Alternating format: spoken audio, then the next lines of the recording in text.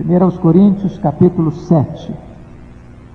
Quanto ao que me escrevestes, é bom que o homem não toque em mulher, mas por causa da impureza, cada um tem a sua própria esposa, cada um ao seu próprio marido. O marido conceda à esposa o que lhe é devido, e também, semelhantemente, a esposa ao seu marido. A mulher não tem poder sobre o seu próprio corpo, e sim o marido, e também, semelhantemente, o marido não tem poder sobre o seu próprio corpo, e sim a mulher. Não vos priveis um ao outro, salvo talvez por mútuo consentimento, por algum tempo, para vos dedicardes à oração e novamente vos ajuntardes, para que Satanás não vos tente por causa da incontinência. E isto vos digo como concessão e não por mandamento. Quero que todos os homens sejam tais como também eu sou. No entanto, cada um tem de Deus o seu próprio dom. Um, na verdade, de um modo, outro de outro. E aos solteiros e viúvos, digo que lhes seria bom se permanecessem no estado em que também eu vivo. Caso, porém, não se dominem, que se casem, porque é melhor casar do que viver abrasado. Ora, aos casados ordeno, não eu, mas o Senhor, que a mulher não se separe do marido. Se, porém, ela vier a separar-se, que não se case, ou que se reconcilie com seu marido, e que o marido não se aparte de sua mulher. Aos mais digo eu, não o Senhor: se algum irmão tem mulher incrédula e esta consente em morar com ele, não a abandone. E a mulher que tem marido incrédulo e este consente em viver com ela, não deixe o marido. Porque o marido incrédulo é santificado no convívio da esposa, e a esposa incrédula é santificada no convívio do marido crente. De outra sorte, os vossos filhos seriam impuros, porém agora são santos. Mas se o descrente quiser apartar-se, que se aparte. Em tais casos, não fica sujeito à servidão nem o irmão nem a irmã. Deus os tem chamado à paz. Pois como sabes, ó mulher, se salvarás teu marido? Ou como sabes, ó marido, se salvarás tua mulher? Ande cada um segundo o Senhor lhe tem distribuído, cada um conforme Deus o tem chamado, e assim é assim que ordena em todas as igrejas. Foi alguém chamado estando circunciso? Não desfaça a circuncisão. Foi alguém chamado estando incircunciso? Não se faça circuncidar. A circuncisão em si não é nada, a incircuncisão também nada é, mas o que vale é guardar as ordenanças de Deus. Cada um permaneça na vocação em que foi chamado. Foste chamado sendo escravo, não te preocupes com isso, mas se ainda podes tornar-te livre, aproveita a oportunidade. Porque o que foi chamado no Senhor sendo escravo é liberto do Senhor. Semelhantemente, o que foi chamado sendo livre é escravo de Cristo. Por preço fostes comprados, não vos torneis escravos de homens. Irmãos, cada um permaneça diante de Deus naquilo em que foi chamado. Com respeito às virgens, não tenho o mandamento do Senhor, porém dou minha opinião, como tendo recebido do Senhor a misericórdia de ser fiel. Considero, por causa da angustiosa situação presente, ser bom para o homem permanecer assim como está. Estás casado? Não procures separar-te. Estás livre de mulher? Não procures casamento. Mas se te casares, com isso não pecas. E também, se a virgem se casar, por isso não peca. Ainda assim, tais pessoas sofrerão angústia na carne, e eu quisera poupar-vos. Isto, porém, vos digo, irmãos, o tempo se abrevia. O que resta é que não só os casados sejam como se não fossem, mas também os que choram como se não chorassem, e os que se alegram como se não se alegrassem, e os que compram como se nada possuíssem, e os que se utilizam do mundo como se dele não usassem, porque a aparência do mundo passa. O que realmente eu quero é que estejais livres de preocupações.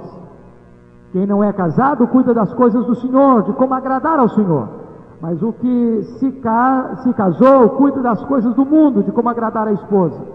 E assim está dividido. Também a mulher, tanto a viúva como a virgem, cuidam das coisas do Senhor, para ser santa, assim no corpo como no espírito.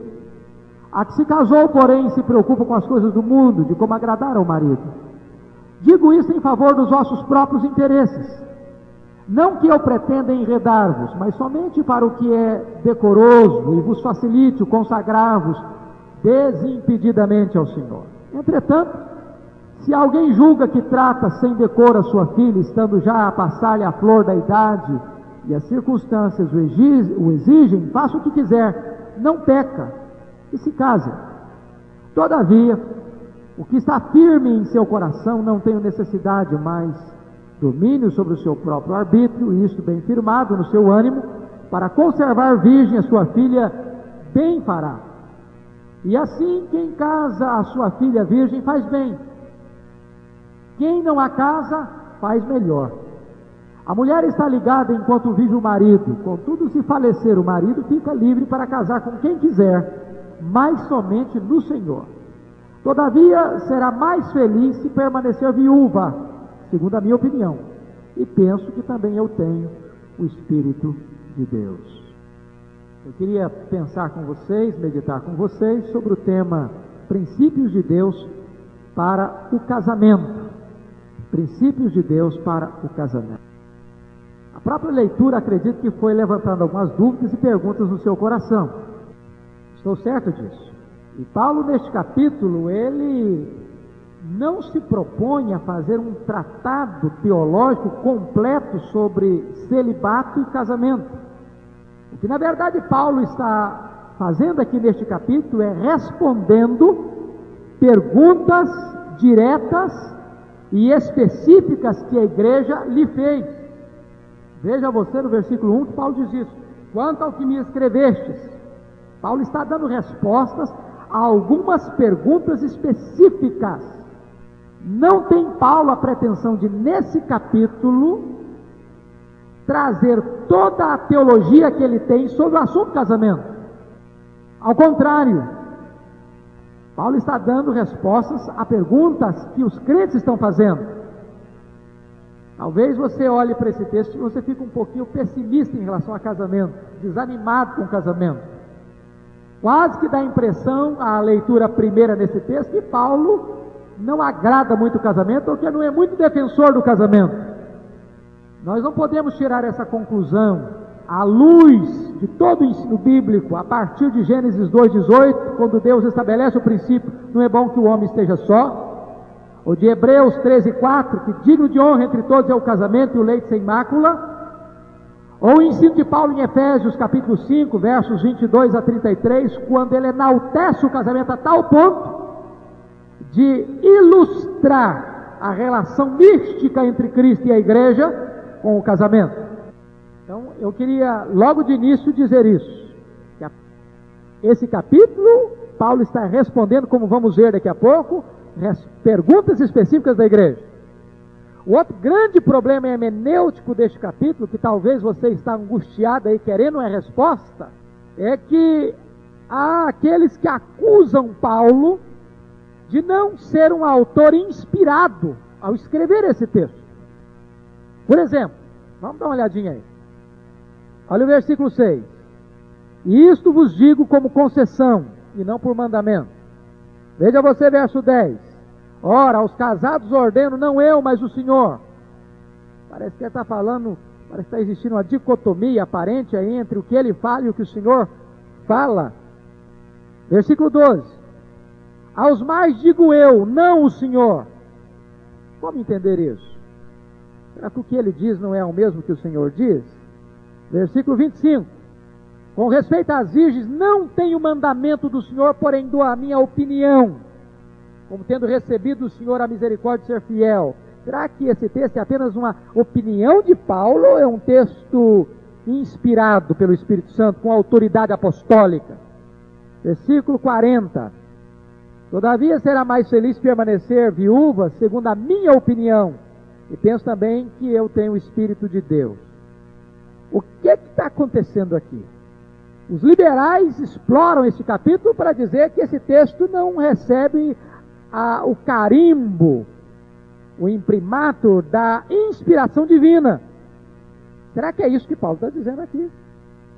Se vocês perceberem, meus irmãos, a chave hermenêutica para entender esse profundo dilema, que talvez seja o ponto central da dificuldade do estudo deste capítulo, é que Paulo, em vez disso, ele se refere ao que Cristo ensinou quando ele estava sobre a terra. Quando ele contrasta o que o Senhor ensinou com o que ele ensina, é que quando uma matéria Jesus tratou, especificamente sobre casamento ou divórcio, Paulo se refere ao que o Senhor disse. Você pode consultar depois nos evangelhos o que o Senhor disse. Quando levanta a igreja de Corinto uma pergunta específica, que Jesus não respondeu lá nos evangelhos, então ele particularmente responde. Estão entendendo a diferença? Não é que ele está comparando aqui que o que o Senhor falou é inspirado, agora o que ele está falando é uma opinião que não tem autoridade inspirativa. Não, pelo contrário. O que Paulo está comparando aqui é que quando Jesus tratou de um assunto, ele não emite opinião, ele não dá a sua ideia, ele não coloca a sua palavra e diz, vamos ficar com o que o Senhor já falou. Agora, há alguns assuntos que Jesus não respondeu, e que a igreja agora pergunta para ele, e que ele precisa trazer o ensino. É nesse sentido que nós estamos aqui encontrando um aparente dilema. Os assuntos que Jesus trata sobre casamento e divórcio estão em Mateus 5, 31 a 32, Mateus 19, 1 a 12, Marcos 10, 1 a 12 e Lucas 16, 18. Então, quando ele se refere ao Senhor, o Senhor diz e não eu, ele está se referindo ao que Jesus ensinou sobre a matéria. Quando ele diz que agora não é o Senhor, mas eu, é porque aquele assunto Jesus não tratou e ele agora vai tratar. Está claro isso? Paulo tinha que lidar com algumas perguntas que Jesus não tinha respondido. Está certo? Portanto, em vez dessa posição colocar em dúvida a inspiração divina, Paulo estava dizendo que o que ele escrevia era igual em autoridade ao que Cristo já havia ensinado. Esse é o ponto principal da dificuldade hermenêutica desse texto. Paulo dirige agora este capítulo para 3 grupos diferentes. Se nós guardarmos isso, nós temos o esboço na cabeça. Paulo se dirige aos cristãos casados com cristãos. Versículo 1 ao versículo 11. Cristãos casados com cristãos. Este é o assunto do verso 1 ao verso 11. O segundo assunto que Paulo trata, cristãos casados com não cristãos. Versículos 12 a 24. E o terceiro ponto, cristãos não casados. Versos 25 a 40. Vou repetir, que tem gente anotando. Então Paulo nesse capítulo trata de 3 assuntos: cristãos casados com cristãos, versículos de 1 a 11. Segundo assunto, cristãos casados com não cristãos, versos 12 a 24. E o terceiro assunto, cristãos não casados, versos 25 a 40. É sobre esse assunto que nós vamos começar a tratar agora. Então vamos lá, o primeiro ponto, cristãos casados com cristãos, versículos de 1 a 11. Paulo começa a enfrentar na igreja 2 extremos. A igreja de Corinto era uma igreja de extremos. E é desde o legalismo à licenciosidade. E surgem dentro da igreja 2 grupos extremados. O primeiro grupo era aquele que defendia a tese de que o sexo é pecado, mesmo no casamento. E esse grupo defendia que o celibato é um estado moralmente superior ao casamento.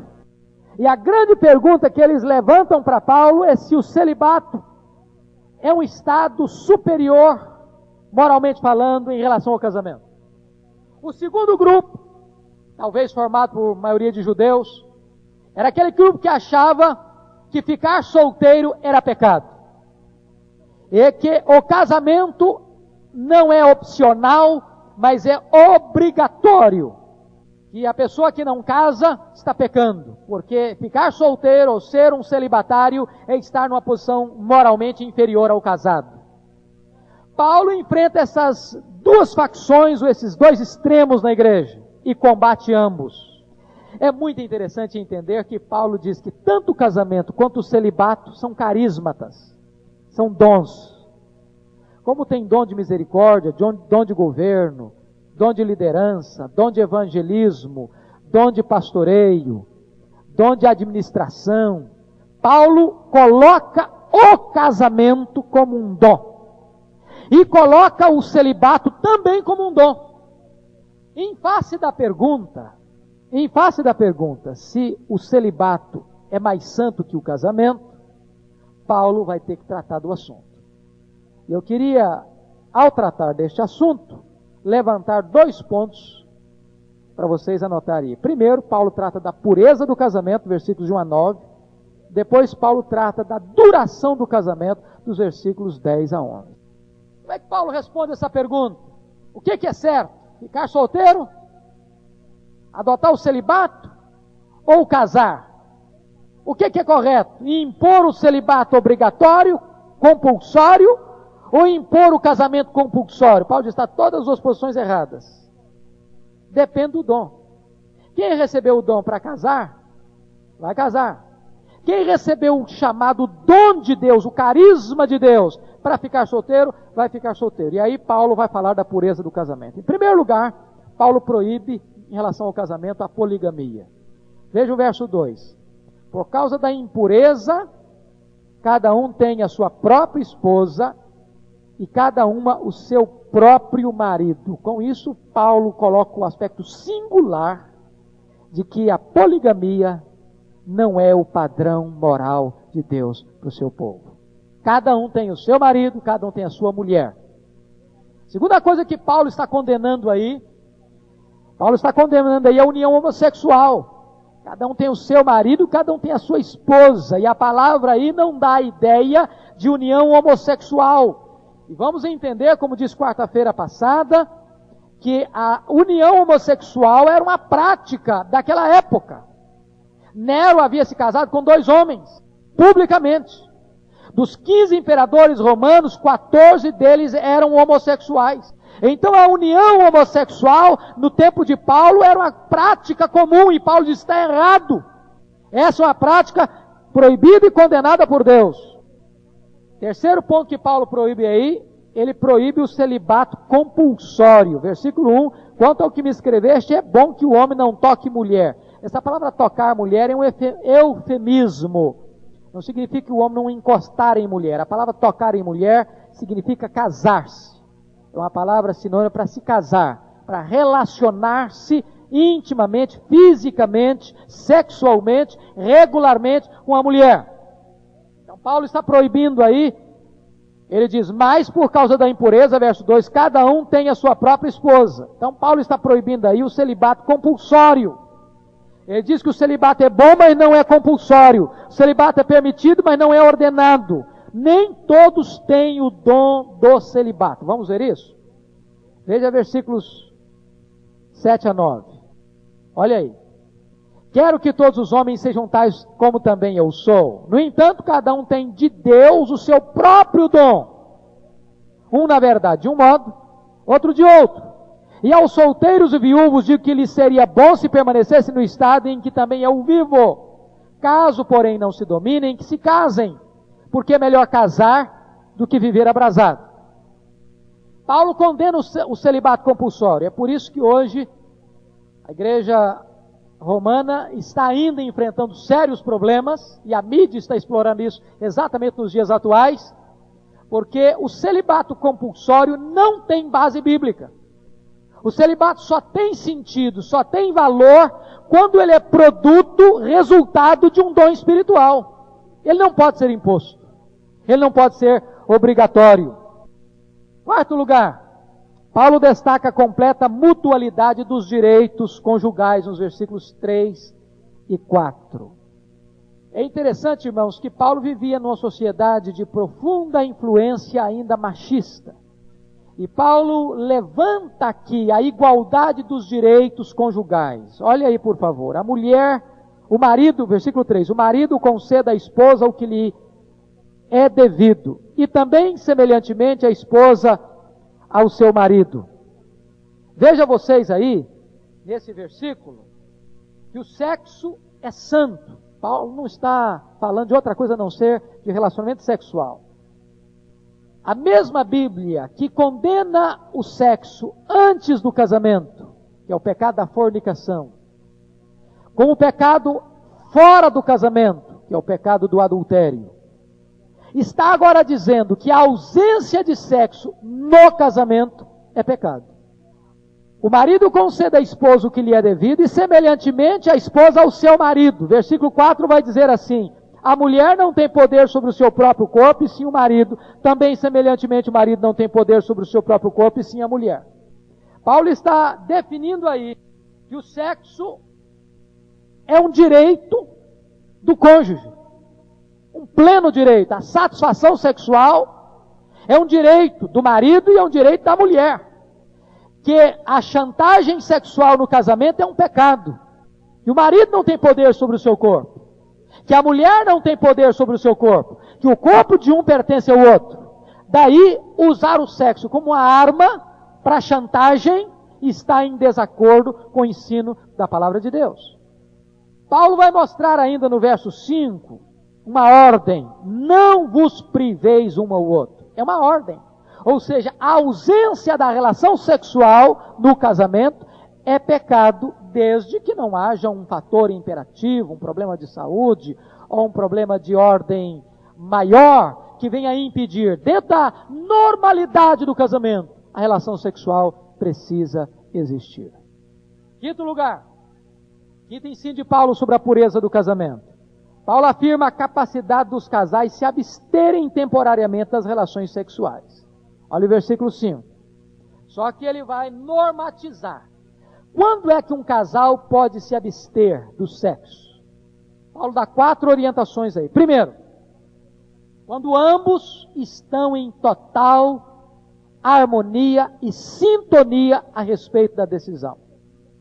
O homem não pode chegar para a esposa e dizer: olha, eu estou te comunicando que essa semana ou este mês eu não estou disponível para a relação sexual. O homem não pode fazer isso.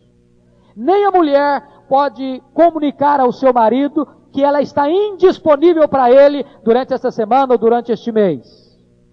Se há de tomar essa decisão, diz Paulo, os dois precisam estar em absoluto acordo. Às vezes, muitos casais cometem erros gravíssimos quando começam a dar desculpas infundadas, como cansaço, como muito trabalho, como dor de cabeça, como outras desculpas esfarrapadas, para defraudar, ou seja, para tomar do seu cônjuge aquilo que lhe é de direito, ou seja, a satisfação sexual no leito conjugal. A Bíblia diz que isso é pecado, isso é uma desobediência a um mandamento bíblico. Segundo fator que precisa existir no caso da abstinência. A abstinência só deve vigorar por algum tempo. Veja aí o versículo 5. Não vos priveis um ao outro, salvo talvez por mútuo consentimento, por algum tempo. Essa palavra tempo aqui é kairos, não é tempo cronos. Esse por algum tempo não é, vamos dizer, por um dia ou por uma semana. A palavra, o texto aqui não é cronos, tempo marcado em relógio, mas kairos, ou seja, por um problema específico, por uma necessidade específica, seja pessoal, seja familiar, seja na igreja, seja no seu país, por uma causa que você vai se dedicar à oração, por esse tempo determinado por Deus. Terceira razão para uma abstinência. A abstinência tem que ter a intenção expressa de dedicar-se à oração. Veja o versículo. Para vos dedicardes à oração. Não tem que ser por qualquer motivo. Tem que ser por uma razão espiritual. Não pode ser cansaço, não pode ser muito trabalho, não pode ser dor de cabeça.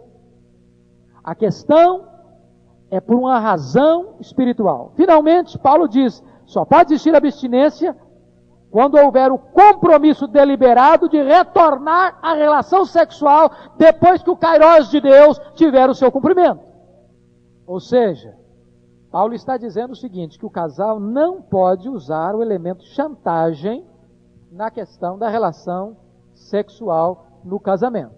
Em último lugar, com respeito à pureza do casamento, Paulo alerta sobre a atividade de Satanás, o intercurso de Satanás, ou a interferência de Satanás, no caso de existir chantagem sexual no casamento. Ele diz o seguinte: para que Satanás não vos tente por causa da incontinência. Ou seja, quando um casal brinca com essa arma do sexo no casamento, chantageia o cônjuge com sexo no casamento, não concede ao cônjuge aquilo que lhe é de direito, a satisfação sexual, Satanás entra nessa história para colocar uma terceira pessoa e provocar um estrago na família. Falando então sobre a pureza do casamento, agora Paulo vai falar sobre a duração do casamento. Versículos 10 e 11. Olha aí por gentileza. Ora, aos casados ordeno, não eu, mas ao Senhor, que a mulher não se separe do marido. Por que ele está dizendo isso? Ordeno, não eu, mas o Senhor. Porque o Senhor já tratou desse assunto de divórcio lá em Mateus 19, 3 a 12. É por isso que ele está dizendo que é o Senhor que vai tratar e não ele. Porque se o Senhor já tratou, ele não precisa tratar mais. É isso que ele está querendo dizer aqui. E agora Paulo vai responder uma pergunta que a igreja fez para ele. E a pergunta era essa que a igreja estava fazendo: o que fazer se eu estou arrependido de ter casado? Ou o que fazer quando a situação parece insustentável? A igreja estava fazendo essa pergunta para Paulo. Paulo, tá bom, eu casei, mas eu estou arrependido, o que é que eu faço? Você acha que tem gente assim na igreja? Gente que casou, mas puxa vida, que besteira que eu fui fazer. Eu casei, mas agora eu reconheço que eu fiz uma bobagem na vida. O que é que eu vou fazer agora? Paulo responde essa questão. Paulo faz um desafio inequívoco aos casais que veem poucas esperanças em seu casamento. Veja aí, irmãos, versículos 10 e 11. Ora, aos casados ordeno eu, mas o Senhor, que a mulher não se separe do marido. Casou? Aguente firme. Aguente firme. Essa é a colocação de Paulo. Não desanime, leve em frente o seu casamento. Não saia do barco. Não pule fora do casamento. Agora ele pega uma segunda pergunta que a igreja faz para ele: o que é que eu vou fazer quando a situação parece insustentável? Tem casamento que a situação se torna um caso crônico e insustentável. O que é que Paulo aconselha? Paulo oferece duas soluções pastorais. A primeira, está aí no versículo número 11. Se porém ela vier a separar-se, primeiro, separar. Se a situação ela é tão dramática ao ponto de que a junção vai criar transtornos irrecuperáveis, Paulo diz então que se separe. Segundo, que fique solteira. Que o assunto muda. A partir do verso 12 até o verso 24, Paulo vai falar de cristãos casados com não cristãos. Vamos entender bem isso. Paulo não está falando aqui de casamento misto. Paulo não está falando aqui de um rapaz que namora uma moça incrédula, ou de uma moça crente que namora um rapaz incrédulo. Não é esse tipo de casamento misto que Paulo está falando. Sobre isso, Paulo deixa muito claro que ele não apoia o namoro misto. Capítulo 7, versículo 39, olha lá. A mulher está ligada enquanto vive o marido, contudo, se falecer o marido, fica livre para casar com quem quiser, mas somente no Senhor. Para Paulo, namoro misto se constitui num ato de desobediência.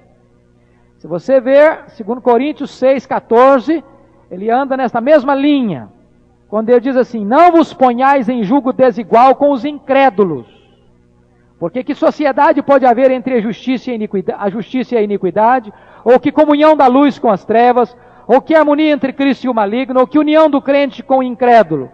Que ligação há entre o santuário de Deus e os ídolos? Então, o que Paulo está falando aqui de casamento misto é o seguinte: a igreja de Corinto era uma igreja nova, e algumas pessoas converteram-se ao evangelho depois de casadas, e de repente apenas se converte a mulher e o marido não, apenas se converte o marido e a mulher não. Essa é a problemática que Paulo está tratando aqui. Agora eles fazem uma pergunta para Paulo. A pergunta que eles levantam para Paulo responder nessa carta era essa aqui: devemos nós permanecer casados com cônjuges incrédulos? Um deles se converteu. Agora eles perguntam para Paulo: Paulo, vamos nós permanecer casados com um cônjuge incrédulo? A resposta de Paulo é um sonoro sim, é claro que vocês vão permanecer casados. Veja os versículos 12 e 13. Aos mais digo eu, não o Senhor. Preste atenção nisso. Por que ele está dizendo aos digo eu, não o Senhor? Lembram do que eu disse no início? É que Jesus não tratou desta matéria. De casamento misto, ou seja, de um cônjuge se converter depois de casado. Essa matéria é nova. Jesus não abordou esse assunto lá nos evangelhos. Por isso é que Paulo está dizendo assim, ora, é por isso que Paulo está dizendo, aos mais digo eu, não o Senhor. Como o Senhor não tratou dessa matéria lá nos evangelhos, agora ele vai tratar. Não é que esse texto não é inspirado. Lembram disso bem. Se algum irmão tem mulher incrédula e essa consente em morar com ele, não a abandone. E a mulher que tem marido incrédulo e este consente em viver com ela, não deixe o marido. É um ato de desobediência um cristão casar-se com um incrédulo. Mas se uma pessoa se torna cristã depois do casamento, ela não deve usar isso como base para a separação. Pelo contrário, ela precisa exercer a influência que ela tem como cristã para mudar e transformar o seu lar. E levar, quem sabe, o seu cônjuge à conversão. É isso que Paulo vai tratar aqui. Paulo está dizendo nos versos 17 a 24 que a conversão não altera as nossas obrigações sociais.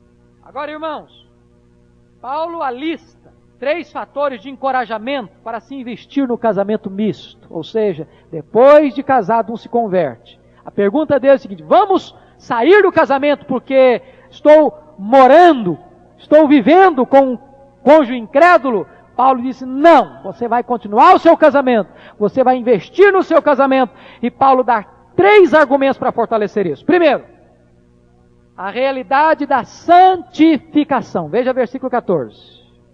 Porque o marido incrédulo é santificado com o convívio da esposa, e a esposa incrédula é santificado no convívio do marido crente. Vamos entender isso aqui. Paulo não está dizendo que o marido incrédulo é convertido ou salvo pelo fato de estar casado com uma mulher crente. Não é isso que ele está dizendo. Obviamente que não. Casamento não é meio de conversão. O que ele está dizendo é que o marido crente santifica, ou seja, ele traz benefícios para a família dele, abençoa esta relação.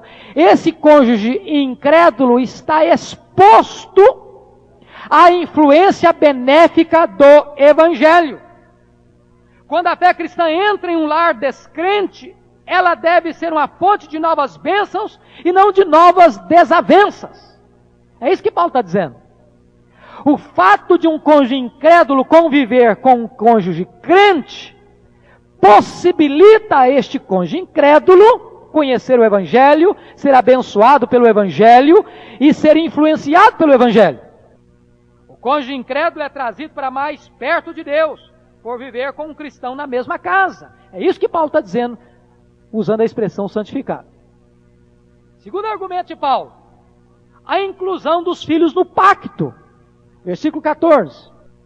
Porque o marido incrédulo é santificado com o convívio da esposa, e a esposa incrédula é santificada no convívio do marido crente. De outra sorte os vossos filhos seriam impuros, porém agora são santos. Não é que Paulo está dizendo que o fato de um filho nascer num lar, onde a mãe é crente, ou o pai é crente, que o fato de ele ter nascido nessa relação, ele está salvo. Significa que ele está incluído no pacto. Significa que ele é filho da promessa. Significa que ele está debaixo da influência do Evangelho. Significa que desde o fato de ele nascer nesse lar, ele estará exposto ao ensino, ao exemplo da fé cristã. E diz a promessa de Provérbios, ensina a criança no caminho em que deve andar, e ainda quando for velha, jamais se desviará dele. Quando a Bíblia diz que os nossos filhos são herança de Deus, herança do Senhor, são os filhos. Ele está debaixo deste pacto. E que pacto é esse? Eu serei o vosso Deus e o Deus dos vossos filhos, de geração em geração. Então esta é uma promessa gloriosa. Paulo está dizendo, não saia do casamento, ainda que o seu cônjuge não seja crente ainda, porque os seus filhos são santificados nessa relação. Terceiro argumento que Paulo vai usar para encorajar o crente a não se separar do cônjuge incrédulo é a possibilidade da conversão do cônjuge incrédulo. Versículo 16. Pois como sabes, ó mulher, se salvarás teu marido? Ou como sabes, ó marido, se salvarás tua mulher? Você não sabe, mas você pode ter esperança. Você pode fazer investimento para isso. Você pode trabalhar nessa direção. E é bonito quando a gente vê o conselho de Pedro, lá na primeira carta, capítulo 3, versículos 1 e 2. Como é que está escrito lá? Pedro orienta as mulheres nesse sentido, de uma maneira muito sensata, e ele diz assim: mulheres, sede vós igualmente submissas a vosso próprio marido, para que, se ele ainda não obedece à palavra, seja ganho sem palavra alguma, por meio do procedimento de sua esposa, a observar o vosso honesto comportamento cheio de temor.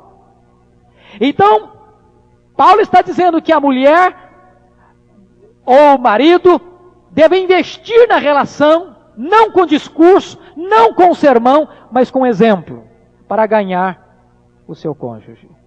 Agora, Paulo vai dizer aí que se o cônjuge incrédulo não quiser permanecer no casamento, não quiser estar ligado a este cônjuge crente, então Paulo abre a porta para a dissolução do casamento.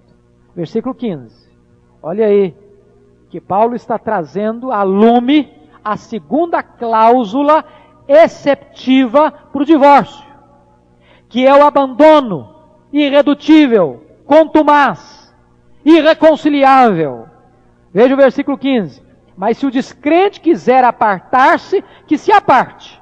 Em tais casos, não fica sujeito à servidão nem o irmão, nem a irmã. Deus os tem chamado à paz.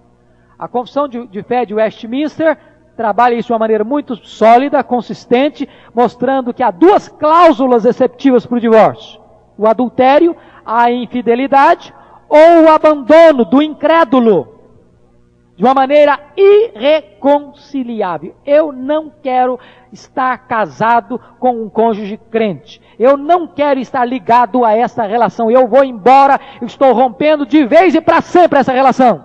Então a parte abandonada crente está livre do jugo conjugal. Terceiro ponto da nossa mensagem. Versículos 25 a 40. Cristãos não casados. Agora Paulo vai trazer uma palavrinha aí para os solteiros e para os viúvos e viúvas. Vejam vocês que Paulo já falou desse assunto dos solteiros e viúvas nos versos 8 a 9. Olha lá. E aos solteiros e viúvos, digo que lhes seria bom se permanecessem no estado em que também eu vivo. Caso, porém, não se dominem, que se casem, porque é melhor casar do que viver abrasado. Agora, a pergunta era essa da igreja. Lembrem vocês, deixa eu repetir, que nesse capítulo Paulo está fazendo um tratado teológico completo sobre celibato e casamento. Nesse capítulo Paulo está respondendo perguntas específicas da igreja de Corinto. E a pergunta que você depreende do contexto era esta: deve um cristão se casar ou deve um cristão permanecer solteiro? O que você acha, Paulo? O que você diz, Paulo, como nosso pastor? Um cristão nos dias de hoje deve se casar ou deve permanecer solteiro? E Paulo então vai responder esta pergunta tendo em vista dois grupos. Primeiro, as virgens. Em segundo lugar, as viúvas. Eu queria que vocês prestassem bastante atenção nesse detalhe, porque se não entendermos isso, nós corremos o risco de entender mal o apóstolo Paulo e fazermos uma má interpretação do apóstolo Paulo. Vocês observam claramente que Paulo, neste capítulo, tem uma predileção pelo celibato em relação ao casamento.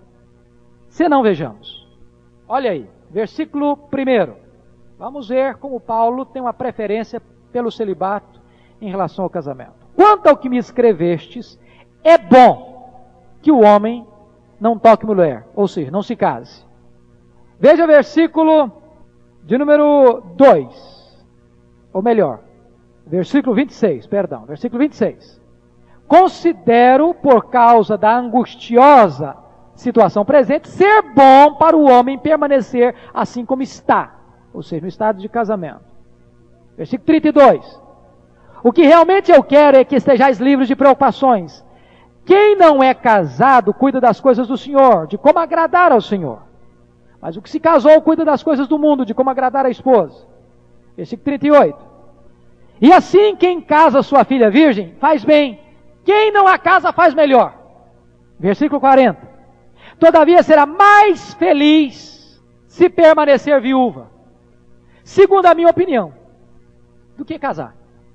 Ora, por que Paulo, embora ele tenha combatido a ideia daqueles que achavam que o celibato é moralmente superior ao casamento, por que é que Paulo tem uma certa predileção pelo celibato em relação ao casamento? Embora tenha ensinado nesse texto que tanto o celibato quanto o casamento são dons espirituais. Nós temos que entender isso, irmãos. Do contrário, nós vamos chegar a uma conclusão equivocada.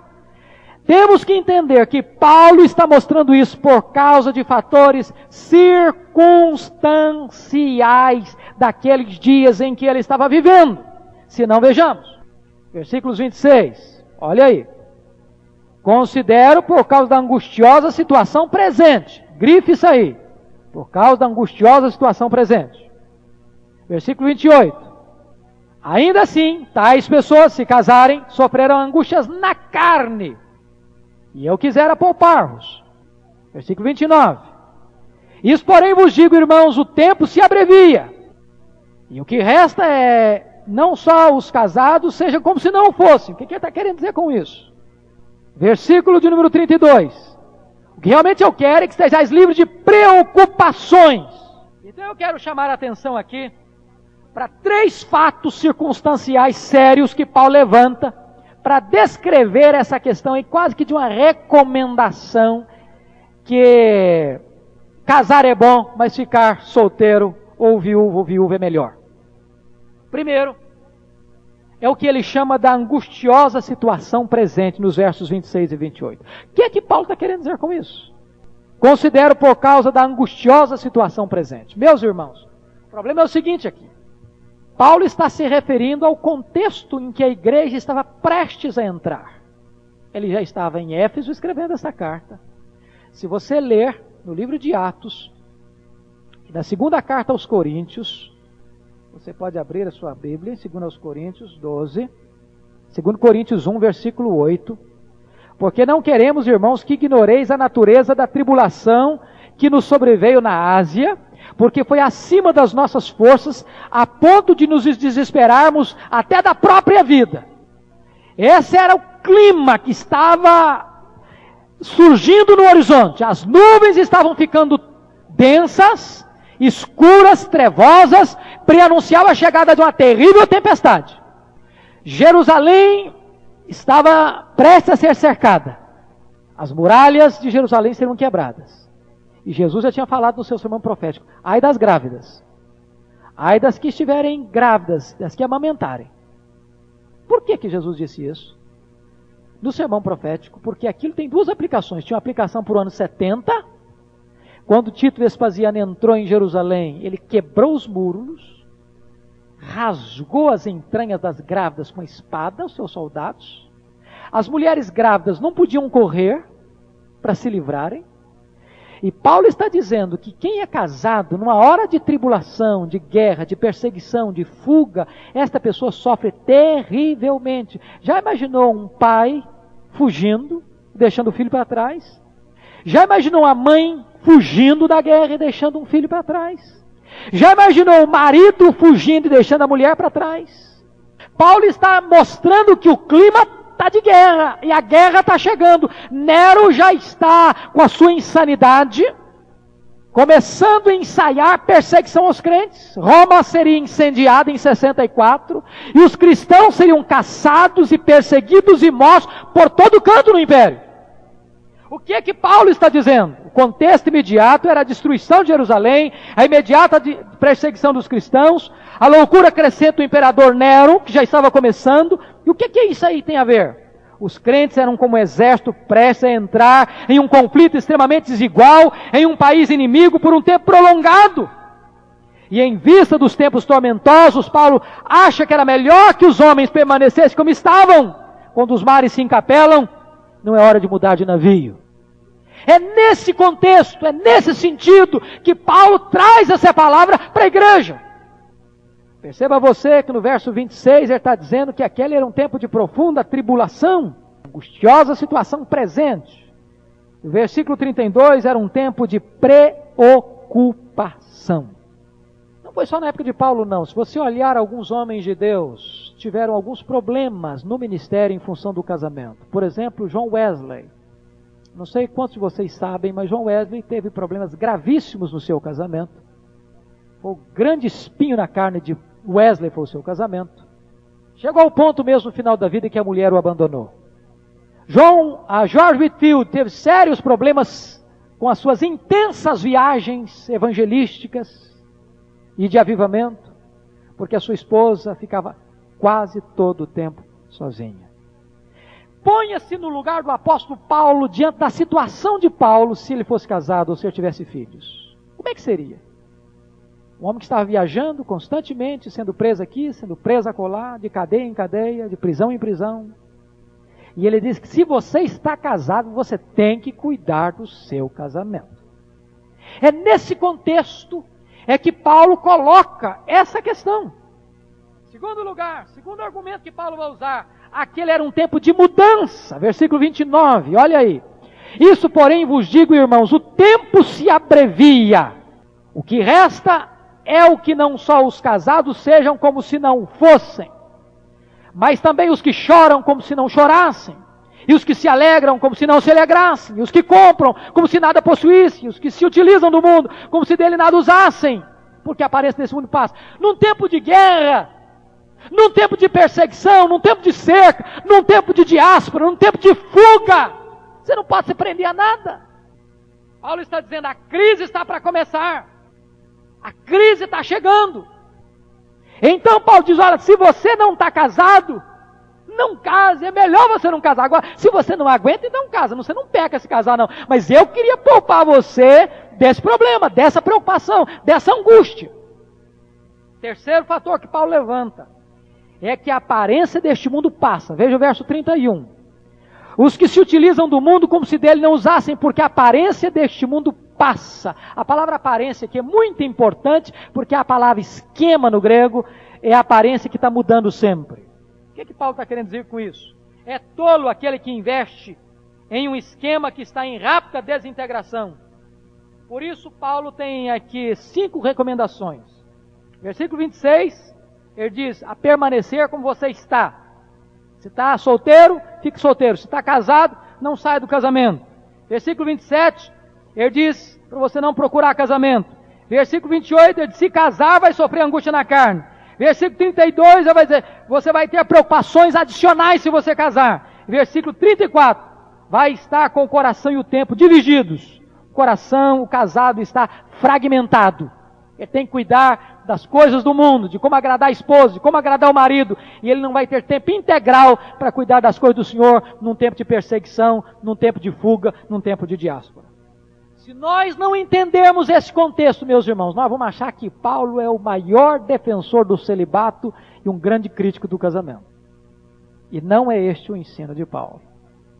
Chamo a atenção repetidamente para isso, porque, volto a dizer, você tem que pegar, se você quer conhecer o ensino de Paulo sobre casamento, estude todos os textos que Paulo trata disso nas suas demais cartas, para que você não tenha conclusões fragmentadas do pensamento paulino.